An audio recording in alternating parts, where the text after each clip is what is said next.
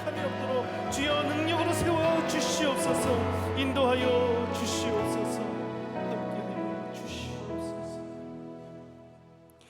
다 함께 찬송가 524장, 찬송가 524장 찬송 부르시겠습니다.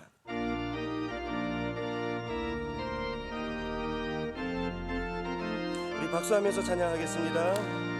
갈 길을 밝히 보이시니 주 앞에 빨리 나갑시다. 우리를 찾는 구주 예수 고도라 하시네. 죄악 벗은 우리 영혼을 기뻐 뛰며 주를 보겠네. 하늘에 계신 주 예수를 영원히 섬기리. 우리를 오라 하시는 말 기쁘게 듣고 순종하세.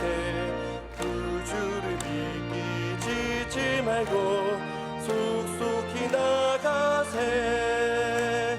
죄악 벗은 우리 영혼을 기뻐 뛰며 주를 보겠네.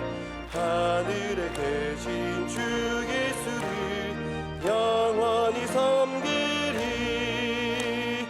주 오늘 여기 계시오니 나와서 주의 말씀 듣세. 듣기도 하며 생각하니 참 진리시로다. 죄악 벗은 우리 영혼을 기뻐 뛰며 주를 보겠네. 하늘에 계신 주 예수를 영원히 섬기리. 아멘. 오늘 우리에게 주시는 하나님의 말씀은 구약성경 다니엘 8장 15절에서 19절까지 말씀입니다. 구약성경 1247쪽에 있는 다니엘 8장 15절에서 19절까지 말씀입니다. 이 말씀을 저와 여러분이 한 절씩 교독하고 마지막 절은 합독하시겠습니다. 나 다니엘이 이 환상을 보고 그 뜻을 알고자 할 때에 사람 모양 같은 것이 내 앞에 섰고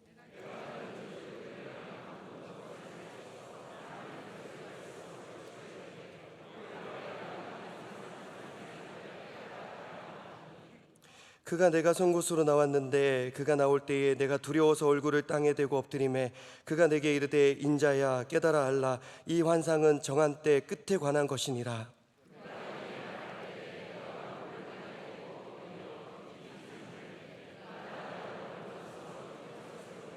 함께요. 이르되 진노하시는 때가 마친 후에 될 일을 내가 내게 알게 하리니 이 환상은 정한 때 끝에 관한 것입니다. 아멘.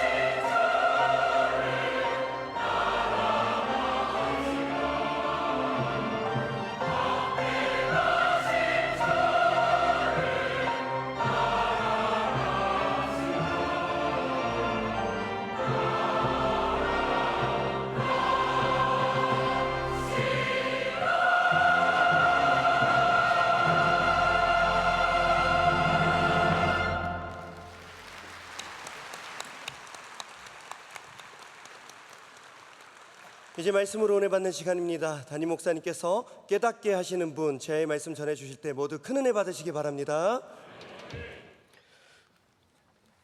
할렐루야. 하나님께서 큰 영광 받으신 줄로 믿습니다. 저는 오늘 여러분과 함께 하나님이 주시는 말씀, 이 다니엘의 말씀, 환상을 본 다음에 다니엘이 갖게 되는 이야기를 좀 이제 마무리할 겸 여기서 좀 나누고자 합니다. 우리를 깨닫게 하시는 분은 하나님이십니다.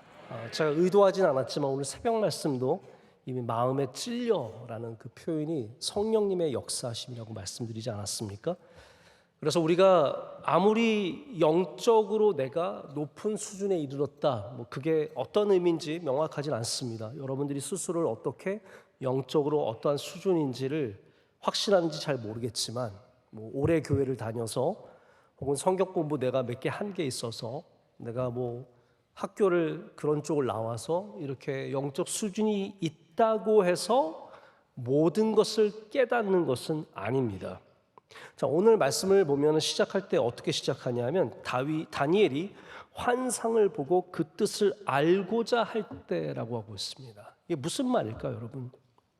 이 말이 무슨 말이냐면 다니엘조차도 우리가 생각하는 다니엘은 영적으로 우리보다 훨씬 더 뛰어난 사람인데, 총명하고 지혜가 있고 영적인 사람인데 다니엘조차도 깨닫지 못했다는 겁니다. 알지 못했다는 거죠. 우리는 모든 것을 너무나 쉽게 알고 있다고 생각하는 사람들이 많은 시대에 살고 있습니다. 인터넷에 정보가 넘쳐납니다. 그래서 아는 게 사실 별게 아닙니다. 어떤 지식과 어떠한 정보를 갖고 있다는 것이 절대로 우리가 굉장히 훌륭한 사람이란 말이 아니라는 거죠. 저도 여러분에게 좀 똑똑해 보이고 싶으면 그냥 인터넷에 떠도는 이야기들 확 모아가지고 줄줄줄줄 읊으면 여러분들도 항상 똑똑하다 생각할 겁니다. 하지만 그게 아무리 똑똑하게 들릴지라도 절대로 그것이 똑똑함을 의미하지는 않습니다. 다니엘이 그렇게 하나님을 잘 섬기고 성령 충만한 사람이었지만 그조차도 하나님이 깨닫게 해주셔야 알게 되는 것들이 있다는 거죠. 우리가 그런 겸손함을 가져야 합니다. 그래서 말씀을 읽을 때 여러분이 창세기 1장을 읽더라도 하나님 이 말씀을 알게 하여 주시옵소서라는 겸손한 자세가 필요한 거죠. 내가 뻔히 아는 이야기, 모두가 아는 이야기, 교회 학교 때부터 계속 반복해서 들었던 수많은 이야기들을 볼 때에도 그것을 깨닫게 하시는 분은 하나님이시라는 사실. 정보만 갖고 있다고 다가 아니라는 거예요. 여러분, 성경을 줄줄줄 아는 사람들이 얼마나 많습니까? 그러나 그 말이 하나님의 말씀을 깨달아 알았다는 말은 아닙니다. 정보를 갖고 있다는 정도죠. 그래서 하나님 앞에 내가 모릅니다, 내가 잘 알지 못합니다, 하나님 저에게 가르쳐 주시고 말씀하여 주시옵소서. 이것이 큰 은혜로 나아가는 길이라는 것을 아셔야 합니다. 요즘 TV 프로그램에 제가 이게 장르가 그런 장르인지는 잘 모르겠는데 솔루션 프로그램들이 굉장히 많습니다. 혹시 여러분 TV를 잘 안 보시겠지만 안 봐도 어떤 게 인기가 있는지는 대충 아시잖아요. 제가 보면은 솔루션 프로그램들이 인기가 있는 것은 옛날에는 그냥 TV 보고 즐거우면 됐어요. 근데 이제 사람들은 TV를 보면서 뭔가 배우기를 원하고 또 변화되기를 원하고 그런 것들을 보면서 자극을 많이 받게 되는 것 같습니다. 뭐 여러 가지 솔루션 프로그램이 있는데 그 중에 하나는 제가 볼 때 뭐 식당업 하는 사람들, 사업하는 사람들 솔루션을 주는 프로그램이 백종원 씨가 하는 프로그램들이에요. 그래서 식당을 막 10년, 20년 운영했는데 메뉴가 엉망이고 식당이 엉망이면 백종원 씨가 들어가서 이러면 안 돼요 그러면서 식당 이렇게 바꾸세요, 이거 하세요, 저거 하면 안 돼요, 메뉴 이렇게 싹 바꾸시고 정리하시고 이렇게 더럽게 하면 안 된다 그러고 이거 치우라 그러고 그래서 싹 정리를 해주는 거죠. 이게 솔루션 프로그램 아니겠습니까? 또 하나의 솔루션이 가정에 대한 프로그램입니다. 요즘에 굉장히 이게 많이 주목을 받게 되는 것 같아요. 아이들 교육에 대한 솔루션 프로그램. 우리 아이가 뭐예요? 우리 아이가 망가졌어요인가 뭔가 있잖아요. 우리 아이가 바뀌었어요? 뭐 달라졌어요. 네. 그것도 있고 금쪽 같은 내 새끼 뭐 그런 것도 있잖아요. 그리고 금새끼? 하여튼 그거 있어요. 또 그게 있어가지고 아이들, 제가 웃기려고 이런 말씀드리는 게 저 잘 몰라서 말씀드리는 건데, 그 아이들이 다 정말 어이가 없는 아이들이 있어요.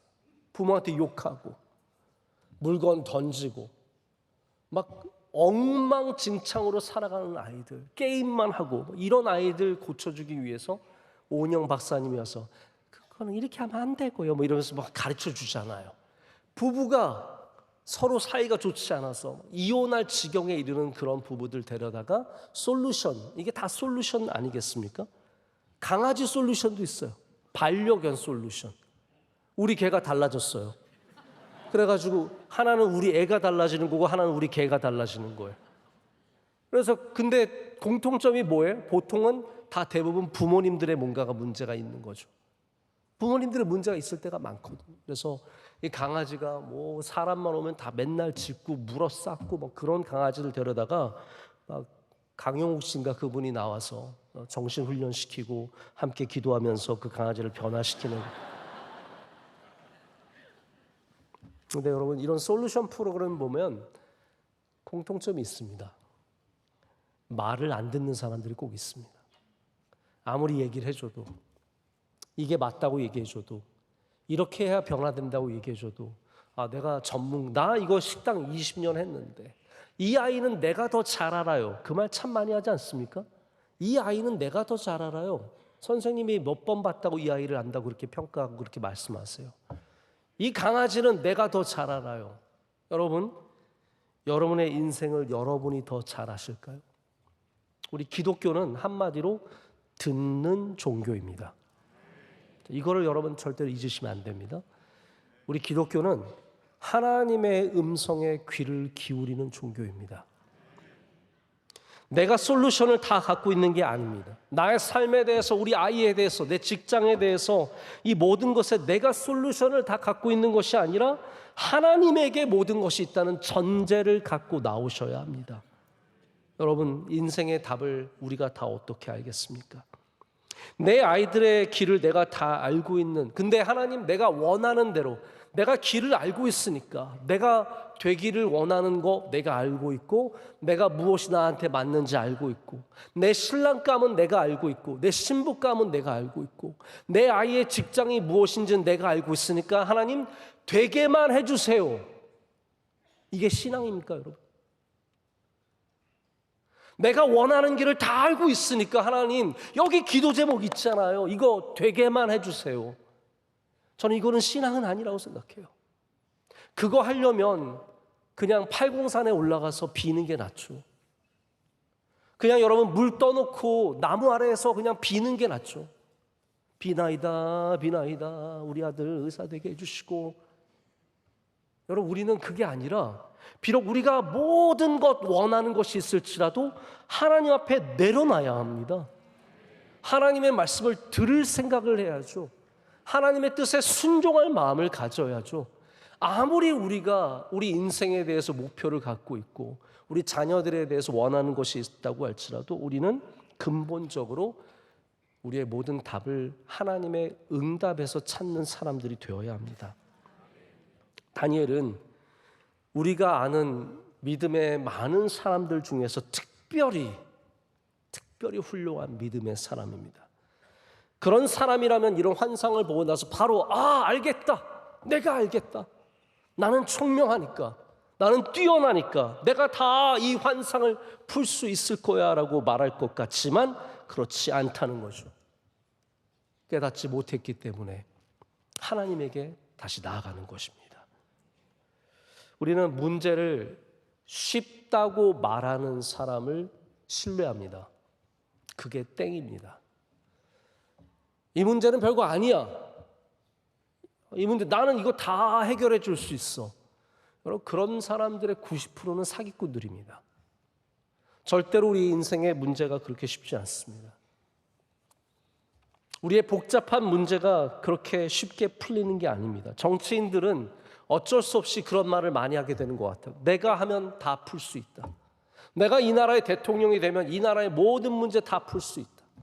내가 이 지역의 지역구의 국회의원이 되고 구청장이 되고 시의원이 되고 구의원이 되면 내가 문제 다 풀 수 있다고 공약을 내걸고 말은 하지만 실제로 그것을 풀어낼 수 있는 사람들이 없습니다.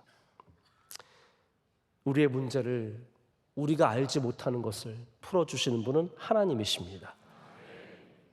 이 환상을 보여주신 분도 하나님이시고 이 환상을 풀어주시는 분도 하나님이십니다.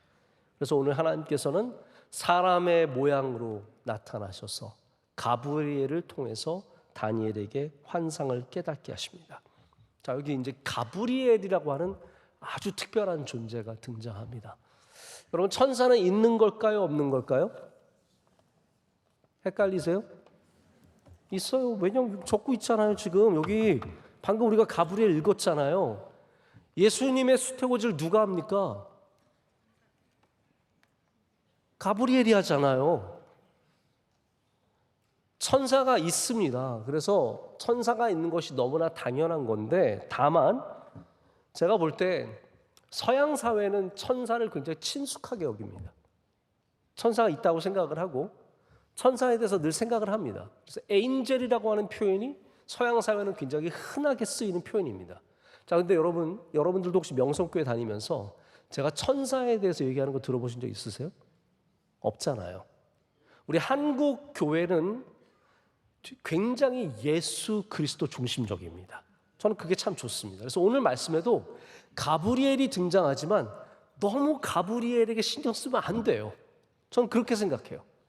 이 말씀의 핵심은 가브리엘이 누구야? 가브리엘은 그러면 날개가 몇 개야? 뭐 다른 큰 천사들처럼 뭐 6개에서 두 개는 눈을 가리고 두 개는 발을 가리고 두 개는 날고 있는 그런 스랍인가? 아니면 뭔가 궁금하시잖아요. 저는 성경이 가르쳐 주는 만큼만 아는 그것이 지혜로운 신앙이라고 생각합니다. 성경이 가르쳐 주지 않는 부분에 대해서 너무 지나치게 알려고 하면 베드로가 경고하듯이 그것은 결코 우리에게 좋은 것이 아닙니다. 너무 억지로 풀지 말 것이라고 얘기를 하고 있습니다. 저는 가브리엘에서도 마찬가지라고 생각을 해요. 이번 우리 크리스마스에도 제가 이번에 장식을 벌써 위에 장식 달아놨습니다. 우리 2층에 앉으신 분들은 이 앞에 난간 쪽에 장식이 달린 게 보이실 텐데 우리 카메라 한번 비춰봐 주세요. 벌써 이제 언제 달았대? 깜짝 놀랐어요. 저 오늘 새벽에는 본 기억이 안 나는데 아마 새벽에도 달려 있었을 것 같은데 부지런하게 벌써 이제 크리스마스 분위기를 내기 시작합니다. 자, 이제 크리스마스가 다가오면서 우리 교회 여러 장식들이 있는데 예수님의 탄생에는 반드시 천사 장식이 들어갑니다. 아시죠? 제가 생각에 두 가지 의미가 있는 것 같아요. 그 들판에서 천사들이 외치던 소리들 때문에 천사가 있는 것이고, 또 하나는 바로 아까 말씀드린 것처럼 가브리엘이 예수 그리스도의 탄생을 마리아에게 가르쳐 줬기 때문에 아마 천사라는 그것이 예수님의 탄생에도 아주 중요한 한 부분을 차지하고 있다는 것을 저희가 알고 있습니다. 자, 그런데 절대로 천사가 예수님을 대신할 수는 없는 겁니다. 우리가 아무리 천사를 많이 만들어놔도 여러분 성탄절의 주인공은 누구실까요? 예수 그리스도예요. 성경의 천사가 1000번이 나와도 성경의 주인공은 누구십니까? 예수 그리스도인 거예요. 그러니까 천사가 나온다고 천사가 뭔지 잘 모른다고 너무 거기에 대해서 걱정하지 않으셔도 됩니다. 약간 몰라도 되는 이야기예요. 자, 그런데 제가 기본적으로 여러분 천사는 성경에 나와 있는 천사가 두 천사입니다. 하나는 미카엘이 나오고 또 하나는 가브리엘이 나옵니다. 그런데 우리 성경에 나오지 않지만 카톨릭 성경에 나오는 천사 이름이 또 하나인데 라파엘이라고 하는 천사가 나와서 이 세 천사가 성경에 이름이 등장하는 천사예요. 뭐 루시퍼는 좀 다른 얘기니까 좀 제외하고 이 세 천사가 있습니다. 미카엘은 어떤 뜻이냐면 누가 하나님 같은가라는 뜻입니다. 미카엘을 영어로 하면 뭘까요? 마이클이 되는 겁니다. 마이클의 이름이 미카엘, 바로 이 천사에서 온 거죠. 자, 그리고 가브리엘은 여러분께서 잘 아시다시피 하나님의 힘, 하나님의 권능이란 뜻을 갖고 있고 소식을 전하는, 특별히 하나님이 주신 소식을 전하는 천사로 등장을 합니다. 라파엘은 우리에게 나오지 않지만 하나님께서 베푸시는 치유라는 뜻을 갖고 있다고 합니다. 각각 미카엘은 천사장이죠. 전쟁의 천사고, 라파엘은 제가 이름으로 추측하건대 이러한 치유의 사건들에 참여하는 천사고, 가브리엘은 소식을 전하는 천사입니다. 자, 가브리엘이라는 천사는 굉장히 보편적으로 우리 성경만이 아니라 좀 넘어가서 이슬람교의 쿠란에도 가브리엘이 등장합니다. 가브리엘의 이름이 거기는 지브릴, 이브릴이라고 하는 이름으로 등장을 해서 이 구약 성경으로부터 이어지는 전통을 갖고 있는 꾸란이 바로 그러한 내용들을 품고 있는 그런 부분들이 있습니다. 제가 흥미롭게 본 건 뭐냐 하면 우리 기독교는 천사 숭배를 안 해요. 그런데 가톨릭은 천사를 굉장히 좋아합니다. 천사 이야기들이 많아요. 1951년에 교황이 가브리엘을 수호 천사로 임명을 했는데, 어느 사람들을 수호하느냐, 직업별로 수호를 하는데 가브리엘이 수호하는 사람들이 전화 교환원들. 왜 그러겠어요? 단순하게 생각하면 소식을 전하는 사람. 그래서 1951년부터 가브리엘은 지금 전화 교환들을 보호하고 계세요. 그게 흥미로운, 가톨릭이 어떻게 가브리엘을 생각했는지 알 수 있는, 우리가 추측해 볼 수 있는 이야기입니다. 자, 다시 말씀드리자면, 다시 결론적으로 말씀을 드리자면, 가브리엘은 하나님의 이야기를 전하는 천사로 여기 등장해서 어려운, 이해하기 어려운 일을 전합니다. 자, 가브리엘이 전했던 또 다른 이야기가 뭘까요? 마리아가 처녀인데 하나님의 뜻 가운데 잉태해서 아들을 낳을 것인데 예수라 하라. 자, 그 이야기를 가브리엘이 전하죠. 그러고 보면은 가브리엘이 갖고 있는, 또 스가랴에게 전합니다. 스가랴는 누구입니까? 세례 요한의 아버지죠. 세례 요한의 아버지에게도 네가 아들을 낳을 것이다 얘기를 하는데 스가랴가 웃죠. 자, 모든 이야기들을 종합해 보면 가브리엘이라고 하는 천사가 어떤 이야기를 전하냐 하면 어려운 이야기를 전하는 거예요. 우리가 이해하기 힘든 이야기. 처녀가 잉태하여 아들을 낳을 것이다. 여러분, 이걸 누가 이해할 수 있겠어요? 누가 받아들일 수 있겠어요? 그런데 하나님께서는 이 가브리엘이라고 하는 굉장히 부드럽고 선하고 하나님의 영광을 품고 있는 이 천사를 통해서 그 이야기를 전하게 하는 겁니다. 저는 가브리엘이라고 하는 천사를 어떻게 실존한 천사로 본 적은 없지만 저는 이렇게 생각합니다. 여러분들이 이 세상에 가브리엘이 되시기를 축복합니다. 여러분들이 이 세상에 들어가서 이 상하고 아프고 괴로운 세상에 들어가서 하나님의 사랑과 하나님의 은혜의 소식을 전하는, 복된 소식을 전하는, 이 거친 세상의 마음에 부드러운 하나님의 은혜를 나눠줄 수 있는 그런 천사 되시기를 축복합니다. 만약에 무서운 천사가 와서 마리아에게 그냥 들으라면 들어, 어디서 뭐 그러고 말했다면 저는 굉장히 마리아가 두려워하며 떨었을 거라고 생각합니다. 물론 가브리엘이 나타났을 때 마리아가 두렵고 떨었던 것은 사실이지만 가브리엘이 갖고 있는 이미지가 어떤지 우리 상상해 볼 수 있습니다. 이 소식을 전했을 때 받는 사람의 마음에 따뜻함과 하나님의 은혜가 흐르도록 하는 그런 역할을 가브리엘이 했던 거죠. 오늘 우리는 이 가브리엘이 전하는 하나님의 뜻을 보게 됩니다. 우리 모두가 어려운 일을 당할 때 그래서 하나님의 말씀을 기다리는 영적인 자세가 다 필요합니다. 다니엘은 오늘 환상을 보고 나서 하나님께서 이것을 자신에게 가르쳐 주시기를 바랬고 그 말씀을 기다리던 그에게 하나님께서 놀라운 은혜의 말씀을 전해 주십니다. 여러분, 저는 이렇게 생각합니다. 우리의 마음이 어려울 때, 여러분도 마음이 어려워 보신 적 있으시죠? 그때 우리의 마음을 해결해 주실 수 있는 가장 확실한 말씀이 하나님의 말씀이다 라고 결론적으로 말씀을 드릴 수 있을 것 같아요. 우리가 많은 조언도 듣고 뭐 책에서 좋은 이야기도 읽을 수 있고 누구의 간증을 통해서 감동을 받을 수도 있지만 여러분이 기도하는 가운데 여러분에게 주신 하나님의 감동, 그것보다 더 확실한 건 없습니다. 그것보다 더 명확한 건 없습니다. 제가 왜 이렇게 말씀을 드리냐면 저도 그런 경험이 있기 때문입니다. 어렵고 힘들었을 때 옆에서 주변에서 해주시는 말씀들이 참 많이 도움이 되죠. 어떤 목사님은 몇 년만 견디세요, 뭐 이렇게 잘 될 겁니다, 이런 말씀도 해주시고 또 경험의 말씀도 해주시고 제가 이제 저희 둘째 딸아이가 7개월 만에 나서 뭐 1kg를 하고 그러면서 수술도 하고 그런 전력이 있다 보니까 이렇게 오는 분들에게 위로해 주시면 그게 되게 먹혀요. 목사님 저희 이제 큰일 났어요. 병원에서 조산이라 그래요. 지금 애가 나온대요. 그래서 몇 개월인데 8개월이요. 애가 몇 킬로? 2.3kg. 됐어. 나면 돼. 나면 돼.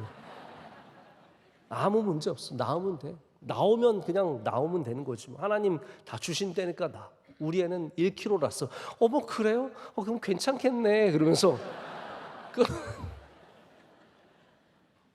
여러분 이것도 잠깐은 위로가 될 수 있습니다. 제가 새노래 명성교회 있을 때는 저희 딸이 그렇게 어렵게 난 거를 아시고 키가 크고 예쁜 여자 집사님 한 분 계셨는데 저한테 오셔서 목사님 제가 7개월에 나왔어요. 키 큰 집사님이 그렇게 얘기하니까 문제 없겠네, 괜찮겠네 라는 생각이 들고 위로가 되더라고요. 할렐루야. 여러분 우리가 위로할 수 있습니다. 그런데 이런 위로보다 더 큰 위로가 있습니다. 하나님의 감동이 우리 안에 있을 때, 하나님이 주시는 진정한 감동이 우리 안에 있을 때 우리는 훨씬 더 큰 위로를 받습니다. 제 얘기를 좀 하나 어쩌면 길어질 수 있는 얘기를 하나 드리는데 저는 어떻게 보면 굉장히 순탄한 삶을 살아왔습니다. 별 어려움 없이 컸습니다. 저희 집이 잘 사는 집은 아니었어도 고등학교 들어가면서부터는 부족함을 별로 모르고 컸고 인간관계에 있어서도 크게 저에게 어려운 사람들이 없었습니다. 감사하죠.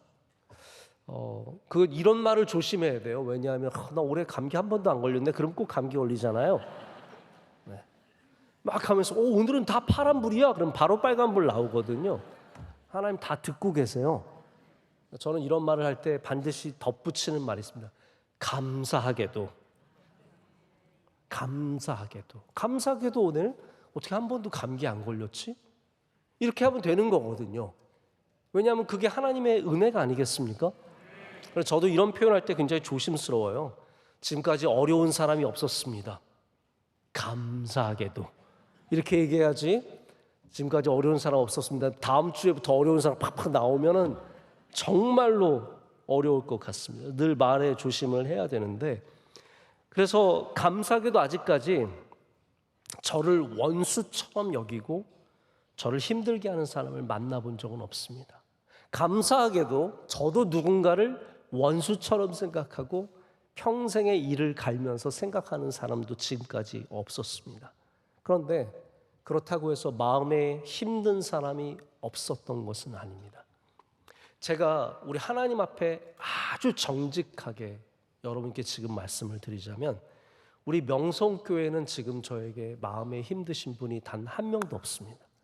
얼마나 감사합니까? 저 뻥치는 거 아닙니다. 저 목회하려고 이런 얘기하는 게 아니라 정말 하나님이 주신 마음이에요. 단 한 명도 저에게 지금 어려운 분이 없다는 것이 얼마나 감사한지 모릅니다. 자, 그런데 제가 명성교회에서 대학부를 맡았을 때 2003년, 2002년 그때 참 어려운 사람들을 만났던 기억이 있습니다. 그 가운데 정말 자기 마음대로 하던 신학생 하나가 있었습니다. 여러분 신학교 들어가면은 다 믿음이 좋을 거라고 생각하는데 그 가운데는 믿음이 좋아지는 게 아니라 엄청 교만해지는 사람들이 있습니다. 교회를 교회로 여기는 게 아니라 무슨 민주주의의 화신처럼 여겨서요, 하나님의 사랑을 자신에게 주는 무한한 자유와 권리로 여기는 사람이 있어요. 내가 하는데 왜 교회가 그걸 막아? 내가 원하면 교회가 당연히 따라와 줘야지. 이런 식의 생각을 가진 사람들이 있죠. 이게 그래서 괜히 목회자한테 도전하고 그것을 아주 대단한 신앙인 것처럼 여기는 그러한 경우였습니다. 그래서 여기 어떤 일이 생겼냐면 이 일의 주도자도 사실 제 친구였어요. 저는 그때 대학부를 담당하는 교육자로 들어갔는데 아주 늦게까지 대학부에 남아있는 제 친구 하나가 있었어요. 걔는 장가를 가서 애를 낳았어야 하는 나이에 왜 대학부에 머물러 있었는지 모르겠는데 그러면서 후배들을 몇 명을 다 이렇게 해서 어떻게 됐냐면 자신들이 단기 선교를 가겠다는 거예요. 처음에는 저에게 알려주지도 않았어요. 여러분, 교회가 단기 선교를 가는 거지 개인들이 모여서 단기 선교를 가는 건 아니거든요.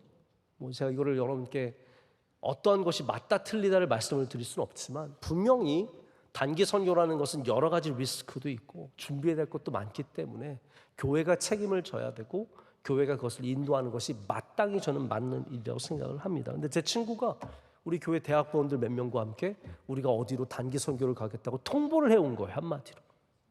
그래서 제가 볼 때는 그것이 절대로 우리의 상황에 맞지 않았습니다. 그래서 제가 이거는 아닌 것 같다. 안 갔으면 좋겠다. 다시 한번 고려해봐라. 그런데 그분들의 마음은 뭐였냐면 우리가 왜 선교를 가겠다고 하는데 우리가 왜 하나님의 일을 하겠다고 하는데 왜 교회가 막느냐는 거죠. 우리가 좋은 일을 하겠다는데 왜 막냐라는 겁니다. 근데 저는 이게 잘못된 질문이라고 생각해요. 질문 자체가 잘못됐다. 좋은 일 하러 가는 걸 막는 게 아니라 우리 대학부의 대학부원들이 교회와 상관없이 자신들의 모임으로 선교하는 것을 막겠다는 거죠. 이게 다른 겁니다.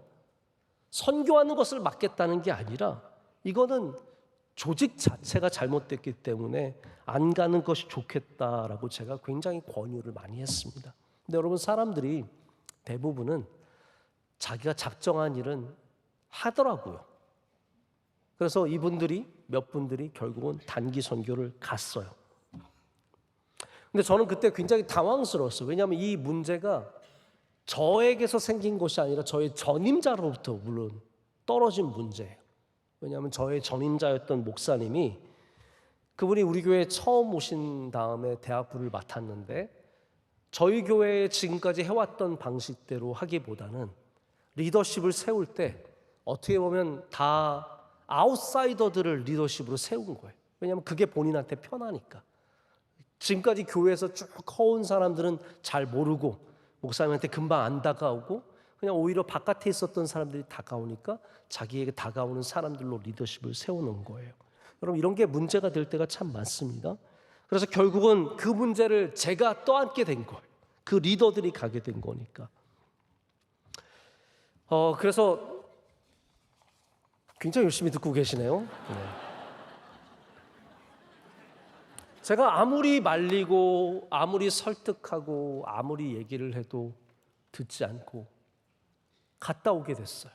가 있는 동안 저는 진짜 매일매일 기도가 나와요. 하나님, 절대로 사고 나지 않게 해주시고 하나님, 그들이 다 영적으로 건강해져서 돌아오게 해주시고 이 일을 제발 좀 다시 다른 눈으로 좀 볼 수 있는 눈을 허락해 주셔서 우리 대학부가 흔들리지 않도록 도와달라고 기도를 많이 했습니다. 돌아왔어요. 온 다음이 더 문제예요. 왜냐하면 그냥 지나갈 수 없는 문제입니다. 이건 그냥 지나가면 그 다음부터는 모든 사람들이 이렇게 해도 전혀 상관없는 거구나 라고 생각할 수 있기 때문에 제 나름대로 너무 고심하게 됐습니다. 저희 대학부의 리더들과 교육자들 모아놓고 회의를 했습니다. 어떻게 하면 좋겠냐. 여러 가지 안들이 있었는데 결국은 저희가 어떻게 했냐면 당신들이 갔다 온 책임을 져라. 당신들이 지금 예배 나오고 그런 것들은 괜찮지만 최소한 오래 봉사하던 자리에서 좀 겸손하게 빠져 있어라. 그것만큼은 좀 해달라. 그게 교회가 당신들을 사랑하는 방식이라는 걸 이해해주고 좀 해달라라고 해서 제가 부탁을 했어요. 그랬더니 엄청 반발이 심했죠. 한마디로 다시 말씀드리지만 교회를 민주주의라고 생각하는 사람들은 이런 거에 아주 열정적으로 싫어하고 반응합니다. 그래서 결국은 몇 사람은 그것에 순종해서 단기 선교는 다녀왔지만 순종해서 봉사를 좀 내려놓고 좀 좀 나름대로 자숙하는 시간을 갖는데 몇 사람들은 말을 안 듣는 거예요. 그 중에 제가 아까 말씀드렸던 그 신학생이 여전히 봉사를 하더라고요. 제가 중고등부 수련회를 갔는데 그 신학생이 계속 우리 중고등학생들 자기가 재밌으니까 또 온 거죠. 뭐 고등학생들과 놀고 자기가 뭔가 된 것처럼 막 그러고 있길래 제가 조용히 불렀어요. 내가 부탁하지 않았니? 우리 올해는 좀 봉사를 잠깐 내려놓고 자숙하는 게 좋겠다 했더니 저한테 불같이 달려드는 거예요. 막 저한테 소리를 지르고 그래서 알았다 하고 그냥 넘어갔어요. 제가 지금 오랜만에 지금 한 20년 넘은 일이거든요. 20년 전의 일을 떠오르면서 그때 제 마음이 얼마나 어려웠었는지가 다시 다 생각이 나더라고요. 그때 그 얼굴이 지금은 가물가물 생각나지 않는 그 친구가 교회에서 보일 때마다 제가 마음이 참 어렵고 힘들었는데 이게 포인트입니다. 뭘 해도 안 되는 거예요. 자꾸 마음속에 거기에 대한 제 마음의 감정들이 살아있는 거죠. 그 친구를 보면은 화가 나고 이거를 어떻게 해야 될지 모르겠는 제 답답한 마음과 제 무능함과 아무것도 할 수 없는 그 상황이 너무 답답해서 자꾸 괴로운 거예요. 근데 그때 확실히 하나님은 현장에서 우리의 믿음을 훈련시켜 주시더라고요. 저도 그런 일을 당하니까 정말 하나님 앞에 기도를 많이 하게 됐어요. 하나님, 왜 이러십니까? 왜 저에게 이렇게 어려운 일을 맡기셨습니까? 우리 교회가 이런 교회가 아닌데 이렇게 평탄한 교회에서 왜 이렇게 힘든 사람들을 저에게 맡기셨고 왜 이렇게 평생에 없었던 일이 저한테서 일어나게 하십니까? 쭉 말씀드리고 기도하고 몇 주를 그렇게 한 달을 두 달을 지나가는 가운데 제가 애통해하며 기도하는 가운데 하나님께서 저에게 그런 마음을 주셨어요. 제가 하나님의 말씀을 들었다고 여러분께는 자주 얘기하지 않죠. 그러나 하나님께서 최소한 그런 마음을 주셨어요. 어떤 마음을 주셨냐면 너는 그 작은 일 하나도 품어줄 수 없느냐? 그 한 사람도 품어줄 수 없느냐? 라는 그런 마음을 주시더라고요. 내가 너를 그렇게 다 품어줬는데 내가 너의 부족한 모습들을 다 품어줬는데 너는 그 한 사람 품어줄 수 없느냐? 근데 하나님께서 그 마음을 딱 주시니까 놀랍게도 그날 저녁에 다 해결되는 거예요. 할렐루야. 제가 도저히 할 수 없었던 마음들, 저를 자꾸 괴롭히는 그 생각들과 마음들, 그게 저 안에 가득했는데 하나님의 말씀이 제 안에 들려서 너 그 영혼 하나 품을 수 없느냐? 나도 너를 이렇게 품어주는데 그 말씀 주니까 모든 것이 해결이 되는 겁니다.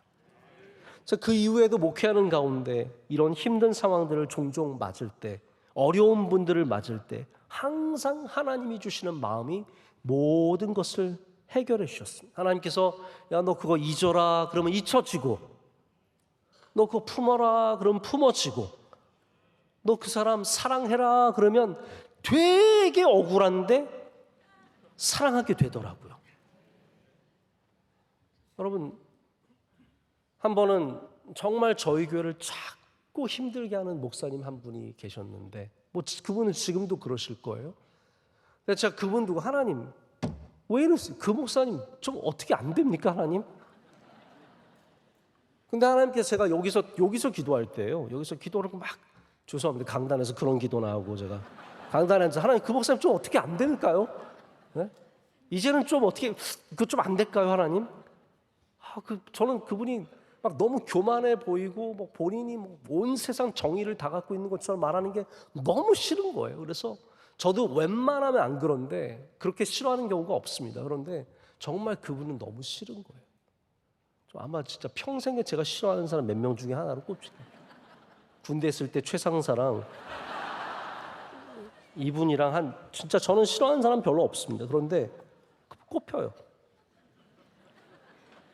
근데 하나님께서 저에게 그때 주신 마음이 뭐냐면 그 사람 내가 사용하는 사람이다 그러시더라고요. 그 사람 내가 쓰는 사람이다. 내가 나의 종으로 귀하게 쓰는 사람이다. 그렇게 말씀하시는 거예요.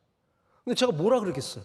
그래도 그만 좀 쓰시면 안 될까요? 뭐 아니더라고요. 내가 그 사람 쓴다 말씀하시니까 해결되는 거예요. 아, 하나님께 쓰시는 사람인데 그러면 좀 어떠냐? 우리 좀 힘들게 하면 어떠냐? 다 하나님 쓰시고 하나님 귀하게 여기시고 나한테는 힘들지만 하나님께는 귀한 사람이라면 내가 감당해야 되지 않을까? 하나님께서 심지어 그런 마음도 주셨어요. 난 그 사람이 너보다 훌륭한 것 같은데 이런 마음도 주시더라고. 아, 맞아. 내가 그분이 힘들지만 그분이 나보다 훨씬 더 귀한 분인데 내가 당연히 넘길 수 있어야지. 싫어는 하지만 넘어갔어. 괜찮습니다. 전혀 문제 없습니다. 여러분, 어려운 짐을 받았을 때 하나님께 꼭 내어놓으시길 축복합니다. 내가 감당할 수 있는 것만 하지 마시고 내가 감당할 수 없는 것들, 도저히 나의 상식과 나의 지식과 나의 경험과 나의 능력으로 해결되지 않는 문제들을 주님 앞에 내려놓을 때 하나님께서는 여러분의 그 문제를 넘어갈 수 있는 길을 열어주시고 은혜를 베풀어 주셔서 반드시 주의 마음을 허락해 주시고, 여러분, 하나님이 주시는 마음이 있으면 우리는 반드시 넘어갈 수 있습니다. 지금 다니엘에게 필요한 게 뭘까요? 다니엘에게 필요한 것이 수많은 똑똑한 사람들 와서 이런 의견 저런 의견 그런 걸 얘기해 주는 것이 아니라 단 한 분의 음성이면 되는 겁니다. 하나님의 말씀이면 이 모든 것이 해결이 되는 겁니다. 그렇기 때문에 여러분, 자꾸 사람을 너무 기웃거리지 마십시오. 물론 우리가 사람에게서 받는 위로도 필요하고 사람이 주는 조언도 필요합니다. 그러나 정말로 우리가 가장 중요한 문제들을 하나님 앞에서 꼭 해결을 해야 됩니다. 해결하지 않고 가는 문제들은 계속 우리의 마음에 걸릴 수밖에 없습니다. 용서의 문제가 해결되지 않으면 하나님께 가져 나가시고, 내가 사랑의 문제가 해결되지 않으면 하나님께 가져 나가시고, 우리 가정의 문제가 해결되지 않으면 우리를 깨닫게 하시는 하나님 앞에 가져 나가셔서 주님이 여러분 가운데 말씀하시는 은혜를 누리시기를 축복합니다. 그래서 이제 우리가 그 말씀을 듣는 자세를 어떻게 가져야 하는지 알아야 합니다. 제가 두 가지를 말씀을 드리려고 합니다. 오늘 8장에 우리 다시 본문의 말씀을 보면은 우리 17절 말씀 우리 다 같이 함께 읽겠습니다. 그가 내가 선 곳으로 나왔는데 그가 나올 때에 내가 두려워서 얼굴을 땅에 대고 엎드리매 그가 내게 이르되 인자야 깨달아 알라 이 환상은 정한 때 끝에 관한 것이니라. 아멘. 자, 여기에 다니엘이 취하는 자세가 있습니다. 그가 내가 선 곳으로 왔는데 이것은 아마 가브리엘을 말할 것입니다. 가브리엘이라고 하는 천사가 다니엘이 선 곳으로 드디어 왔습니다. 그때의 다니엘이 그 말씀을 듣기 위해서 가진 자세가 무엇입니까? 내가 두려워서 얼굴을 땅에 대고 엎드리매라는 것입니다. 우리 한번 따라 볼까요? 두려워서 얼굴을 땅에 대고 엎드리매. 이것이 바로 우리가 하나님의 말씀을 경청하기 위한 가장 기본적인 영적인 자세입니다. 여기 제가 두 가지를 여러분께 좀 말씀을 드리려고 합니다. 그 두 가지를 다음 주에 말씀을 드리려고 합니다. 저는 오늘 차에서 이 말씀을 이렇게 계속 묵상하면서, 왜냐하면 오늘은 자료가 없었어요. 그래서 오늘 아예 그런 생각을 가졌어요. 왜냐하면 지난주에 제가 너무 여러분에게 많은 걸 얘기했어요. 그렇죠? 힘드셨죠? 네. 안티오쿠스 2세, 4세, 네. 에피파네스 듣느라고 안티쿠스가 어쩌고 저쩌고 시리아에서 애굽으로 전쟁을 갔다가 돌아온 길에 열받아가지고 유대인들을 패기 시작해가지고 유대인들 제사를 멈추고, 그리고 그 다음에 성전에서 돼지를 잡고, 그 얘기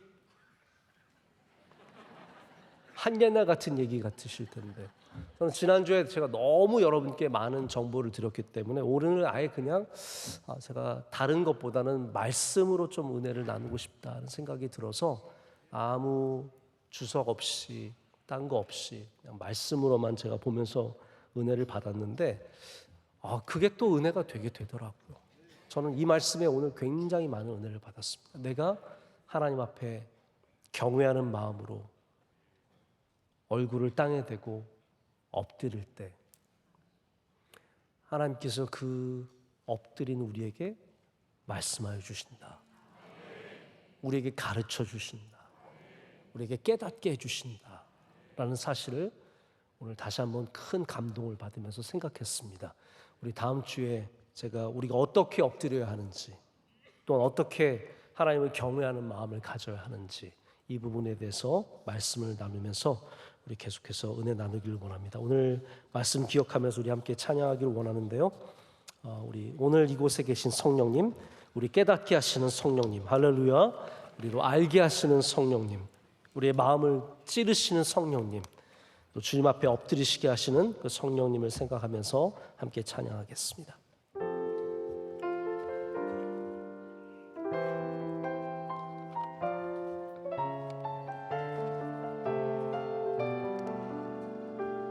오늘 이곳에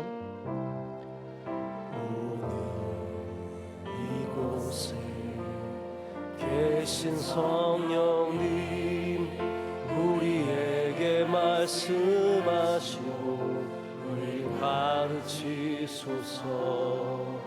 같이 우리 마음 열어주시고 주의 빛으로 밝혀 우리를 인도하. 주님보다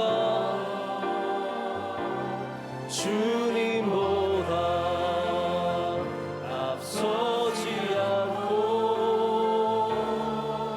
겸손하게 주님의 말씀 기다리니 주님 손에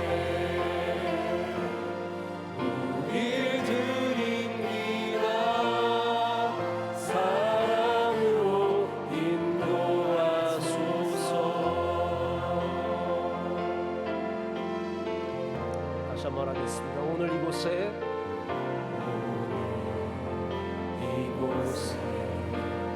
계신 성령님, 우리에게 말씀하시고 우리를 가르치소서. 같이 우리 마음 열어주시고 주의 빛으로 밝혀 우리 인도하소서. 주님보다 앞서지 않고 겸손하게 주님의 말씀 기다리니 주님 손에 우리 드립니다. 사랑으로 인도하소서. 주님보다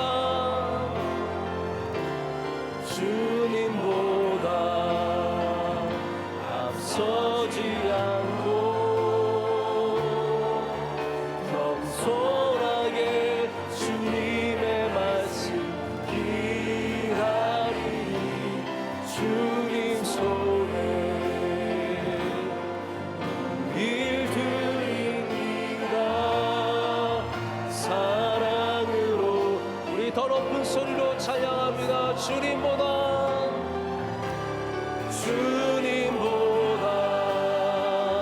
앞서지 않고 겸손하게 주님의 말씀 기다리니 주님 손에 우리 드립니다. 사랑으로 한 번 더 하겠습니다. 주님보다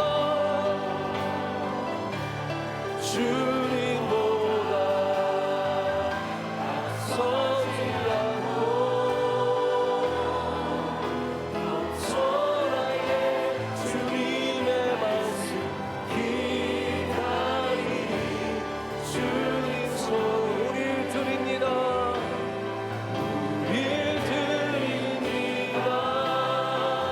사랑으로 인도하소서. 이제는 우리 주 예수 그리스도의 크신 은혜와 하나님 아버지의 영원하신 사랑과 성령님의 함께하시며 임재하심이 주의 말씀을 듣고 깨달아 알아 이제 주의 말씀대로 살기를 원하며 세상으로 나가는 모든 사랑하시는 백성들 가운데 이제로부터 영원토록 함께하시기를 간절히 축원하옵나이다. 아멘. 아멘. 아멘.